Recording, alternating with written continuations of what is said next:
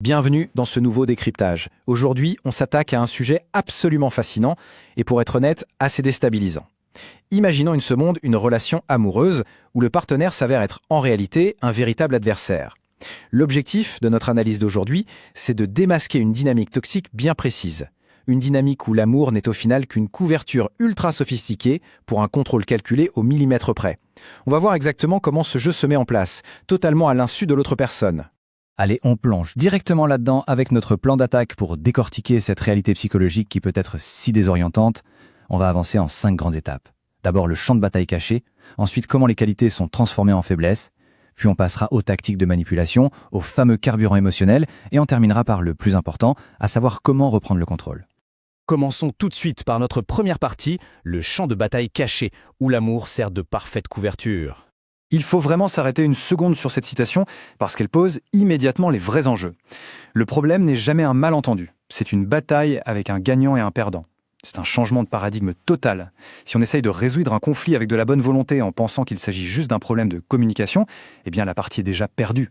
Il n'y a pas de recherche de compromis ici, c'est une volonté pure et dure de gagner sur un ring complètement invisible. Et c'est exactement ce qui définit le jeu narcissique. C'est ni plus ni moins qu'une compétition à sens unique. Quelqu'un fixe des règles, souvent complètement infantiles d'ailleurs, dans le seul et unique but de s'assurer un contrôle total en provoquant des émotions très spécifiques. C'est comme un immense tour de magie. Et pourquoi ça marche? Tout simplement parce que la personne en face ignore qu'elle est en train de jouer. Elle croit à un partenariat sincère alors que l'autre joue la domination absolue. Passons à notre deuxième point, la transformation des qualités en faiblesse. C'est sans doute l'ironie la plus tragique de toute cette histoire. Alors, ce qui est vraiment intéressant ici, c'est de voir de manière très objective à quel point les plus belles qualités humaines se retournent contre la personne. Regardons plus près. On a des traits innés super positifs, la générosité, l'empathie, cette curiosité innocente envers l'autre. Mais de l'autre côté du tableau, boum, ça devient des faiblesses militarisées. Le don sans limite est froidement exploité. La sensibilité, elle est utilisée comme une arme. En fait, la personne n'est pas choisie par hasard, elle est ciblée précisément pour cette tendance naturelle au sacrifice de soi. C'est tragique, parce qu'en voulant juste aider, on devient la pièce maîtresse d'un jeu de manipulation sans même s'en rendre compte. Ce qui nous amène logiquement à la troisième partie, les tactiques de manipulation et de contrôle. Découvrons ensemble les outils de l'illusionniste. L'arsenal déployé ici est, on ne va pas se mentir, redoutable et ultra calculé. La triangulation, par exemple, on implique une tierce personne juste pour créer artificiellement de l'insécurité.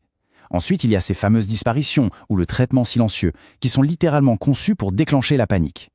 Ajoutez à cela les menaces d'abandon, les campagnes de dénigrement sournoises pour isoler totalement la personne de son entourage, et ces fausses accusations qui drainent toute l'énergie.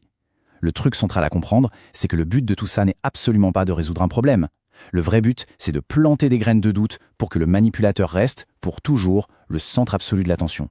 Nous voilà arrivés au point culminant de notre décryptage. Section 4.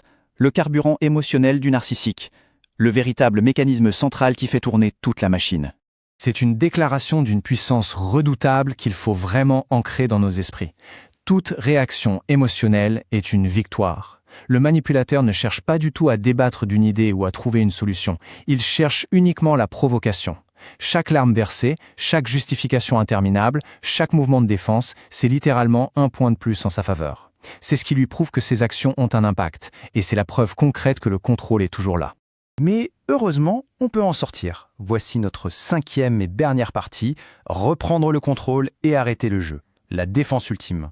Et ça illustre brillamment notre solution.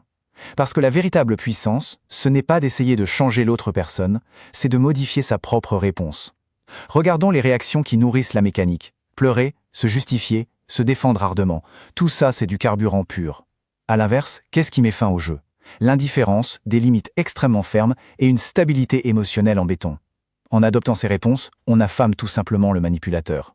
Sans le drame et les réactions attendues, tout le château de cartes de la manipulation s'effondre de lui-même. Faire preuve de stabilité émotionnelle, c'est envoyer un message non dit, mais d'une puissance incroyable.